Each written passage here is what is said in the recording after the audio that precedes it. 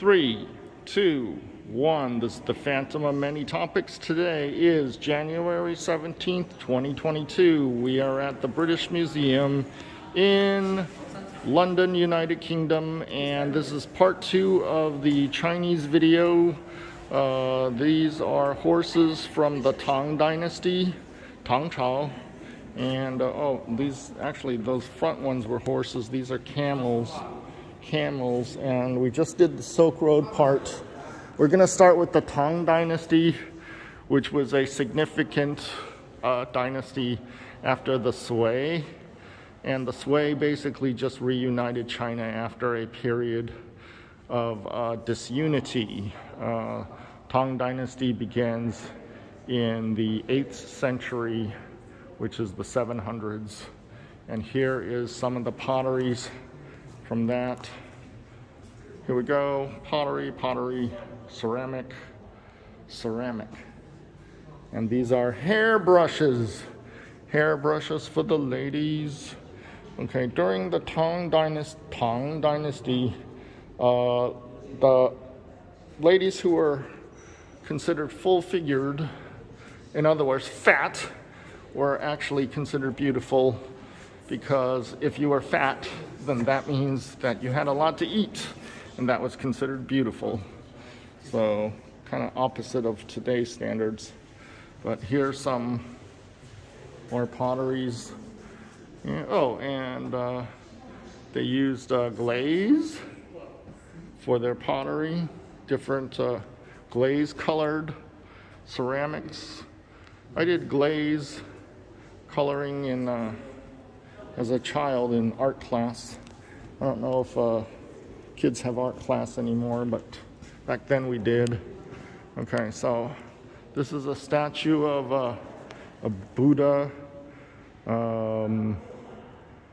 Okay, so this was recovered in 1912. Okay, and we have some examples of Chinese paintings from 400 AD to today. And there is a hallway down there that leads to some examples of Chinese jade. But we're not going to do it on this video. I don't think I'm even going to do it because the lighting isn't very good. Over here, we have, I don't know what that is. I'm not going to go over there. Anyways, this is an example of Chinese writing. And here you have block print, Chinese created print writings. And you can see the people had their name stamps. I had a name stamp made for myself. I don't know where it went. I bought it in Singapore back in 2005 when I was in the United States Navy. But anyways, these block prints, you can just carve your name and then use red ink as kind of like a signature stamp. And the emperors and government officials would use that. And so we have some more examples of Chinese writings here. China created a writing system which is based upon a pictorial graph way of writing, not an alphabet. So each symbol or character represents a meaning, and you can attach any sound to it. For example, the letter A has an A sound, alpha, B, beta, and so forth. But in Chinese writing, the symbol for mountain, you can call it shan in Chinese or yama in Japanese, or you can even call it mountain in English. It's the symbol that has a meaning. It does not have a sound attached to it. Okay? And over here, we have the Qing Dynasty, or Song Chao, which you have the northern Song and the southern Song. The Qing Dynasty was also famous for its potteries and literature and poetry and dance and music and culture. And here's some of those potteries here from the Song Chao. And the Song Chao preceded or was the one after the Tang, which was the Tong Dynasty we mentioned earlier. This is a gift of a Buddhist. Okay, the next one for me. Oh, okay. Now let's do some pottery here.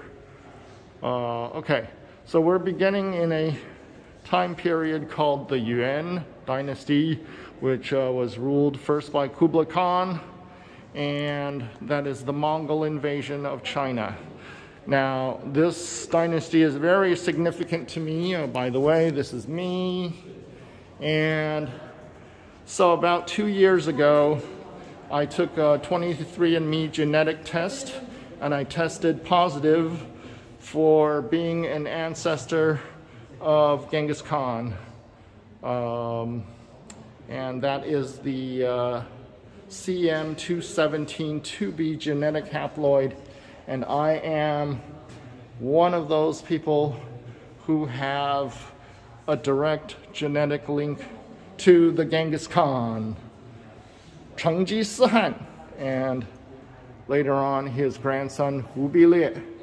They only ruled for a very short period of time until about 1368 when the Ming took over.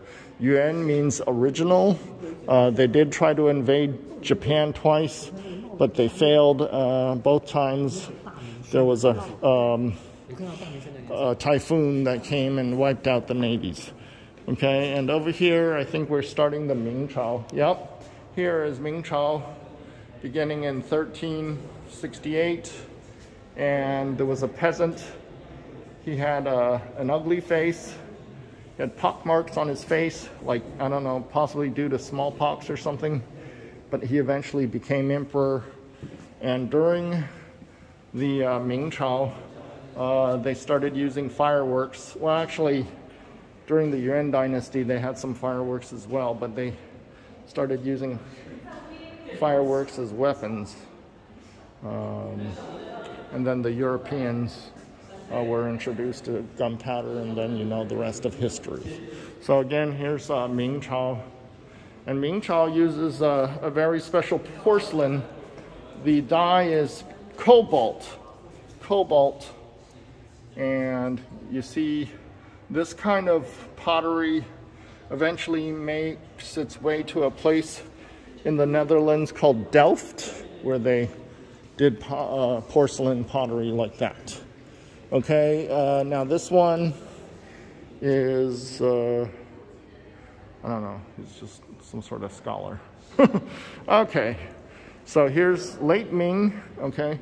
One of the significant things about the Ming Dynasty is that there was, during that time period, the travel to Africa, and those voyages abruptly ended when there was a palace fire, and one of the Ming emperors said, "No more exploration."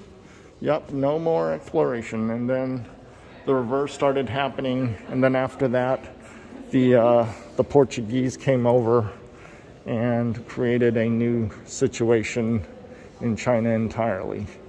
Okay, over here. Oh, okay, I think we're moving now into the Qing Dynasty, which is made of the Manchus.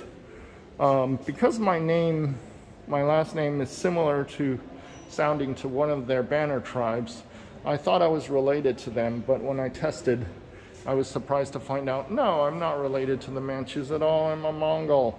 And not only am I a Mongol, I am a descendant of Genghis Khan. So, anyways, nice to find out that, because I thought I was part of the Nuhulu tribe, and that means wolf, and that's not the case. Although I think that in the Mongols, the clan spirit totem for Genghis Khan was also a wolf, but I think that may have just been a coincidence. And so this is Qing Dynasty things. Oh, and this is a European clock. It looks like the Lord Macartney British embassy to China in 1792 to 1794, and this was a gift? A gift. Okay. So, and then in this period, the British wanted to open up trade relations with China, eventually leading to the Opium War of 1842. And here we have a ship from the, is it a Dutch East Indies or British? Anyways, ship, oh, sorry, 对不起. Okay, and then you have some examples here of British, 我是中国人.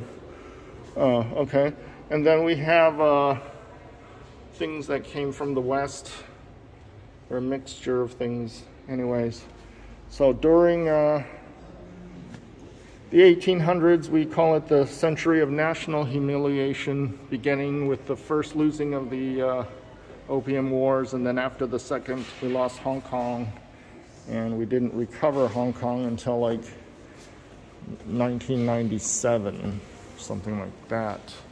Okay, so that's from 1644 to 1911.